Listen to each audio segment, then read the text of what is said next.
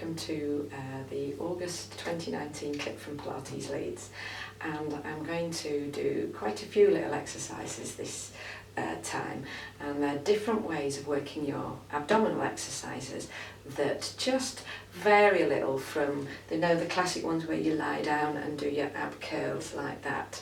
So they're fine, but there's other ways to work the abs. So here's some ways. So I'm going to start off with standing up. So the great thing about working your stomach in a standing position is you're strengthening it in this position where it's going to be sort of seen and used. So you're standing up and strengthening the muscles in this position. So you can use weights. So it's you kill two birds with one stone. So you're going to work your arms and you're going to work your stomach. So using free weights, the first thing, and this is really important, that you need a neutral spine.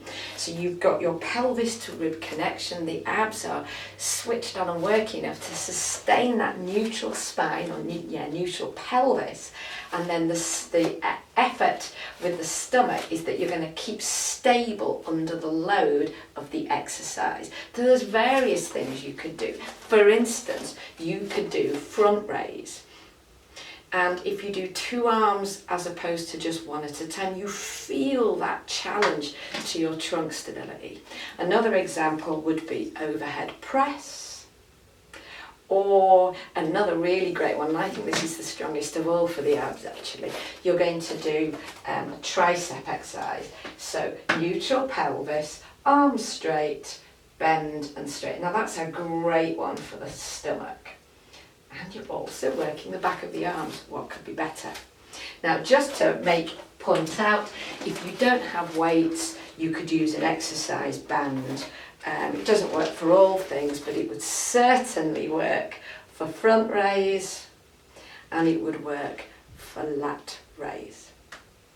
Okay, one more thing in standing up, just moving all my various bits out of the way.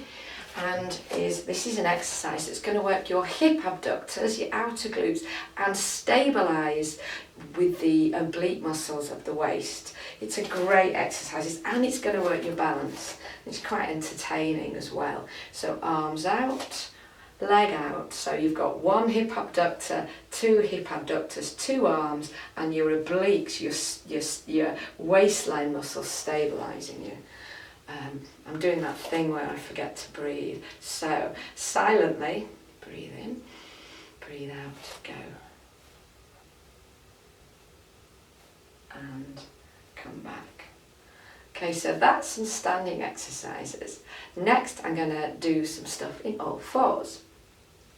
In this position, one thinks of exercises like planks. Now, I'm not a big believer in elbow planks, but certainly the plank on your arm and leg is a thing. But that's kind of quite widely known and covered about. I want to do something that's a modification of that. And if you don't feel you want to tackle planks, then this thing, it's called knee hover. It's a great alternative.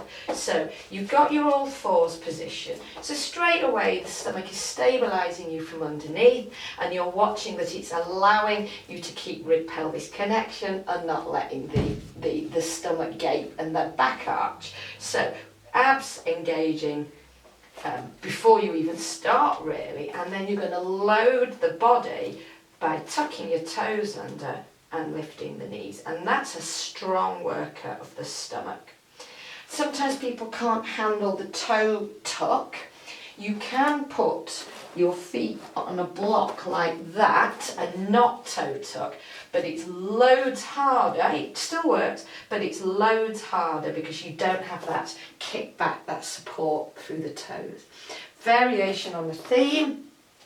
It's rotating knee hover. So the same setup, head to the ceiling, chin nodded, shoulder blades back, wide across your back, neutral pelvis, such a lot of setup. And then legs together. So my knees and my thighs are stuck together. Knees, toes up, and then rotate from side to side. Now you may find with this that it's easier to do it with shoes on. You may also find your legs sort of travel away from you. So I think for that you need to stop and start again. So the knee hover up, count down from 8. The twisting one, I'm going to rotate 3 sides one way, 3 the other, stop, and maybe start again and redo it. Okay, onwards and upwards.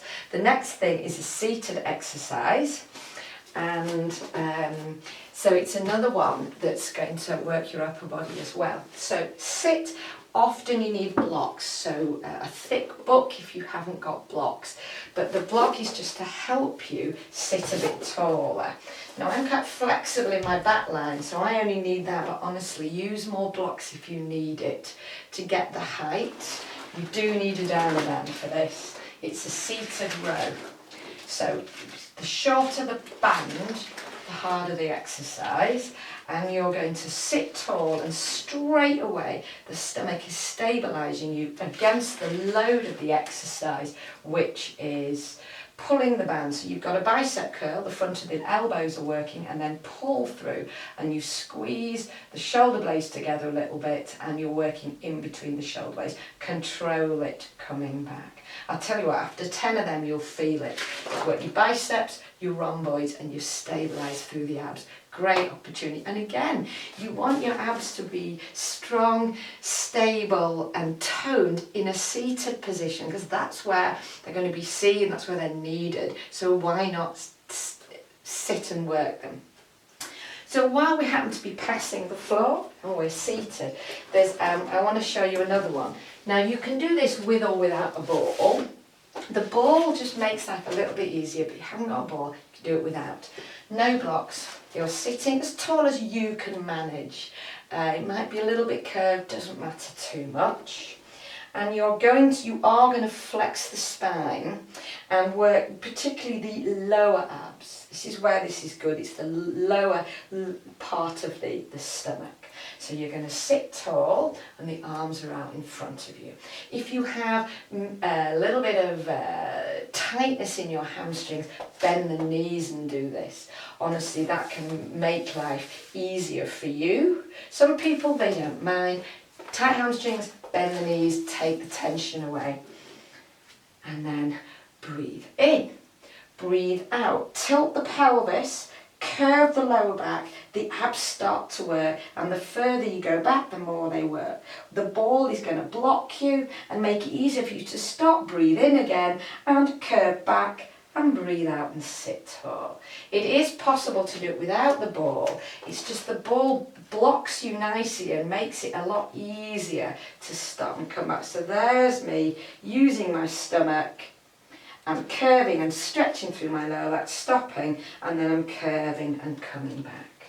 So as I say, it is nicer with the ball. It's not compulsory. And I do a set of 6 to 8 of them. Okay. And finally, I'm going to lie down and just do a couple more things. Now, the first thing is weights again. You can use weights.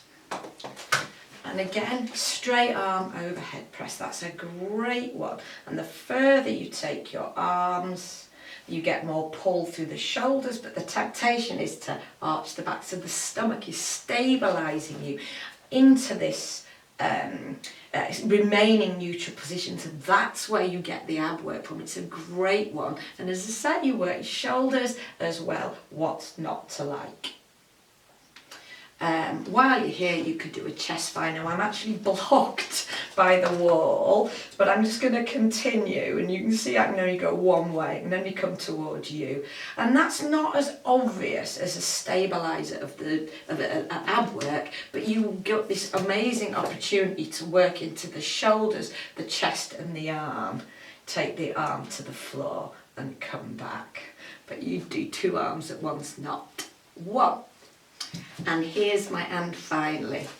Now, you can do these exercises with or without the ball, and you are going to curve, but it's only curving the lumbar. So you're going to allow your lower back to, so much stuff everywhere here, curve your, tilt your pelvis, curve your lower back, abs are starting to contract and engage. And then you're going to use your legs as a resistance tool. Now I find when my legs are up, it pulls on my neck. So for these exercises, head down, legs up, use more blocks or more books. So lower back curved, abs engaged, head propped up, on an out breath, gently bring the legs up. So that in itself will work the stomach. The challenge is, can you keep the back curved and the stomach switched on? So that might be enough for you, just to hold the legs and breathe. Level 2 would be a little bit of a leg movement, and then you can go up a level by increasing your lever length or going lower to the floor. Either of those things are going to work the stomach harder. Don't forget to breathe. If you have a ball, some people find if you tighten the hip, you may very well find that to be on a ball and redo the same exercises is much easier. It's not easy on the abs, it's just it just feels better. I'm tightening my hips and I find using a ball better for those of you that have one, or ask your teacher in class to use them, if the teacher's got them. So there's a selection of things that you can do which will diversify your ab training and sort of strengthen you in standing and sitting, so you can get that leaner look that, let's face it, we all want, eh? Anyway, that's it for August, and I'll see you next month. Bye bye. Hi there. I do hope you found this clip useful. We've got plenty more on the site, and for now I've suggested another one for you to watch. If you want to know more about what we do in Leeds, then do visit the website at pilates-leeds.com, and right now you can subscribe to the YouTube channel and we can do this all again next month. Cheerio!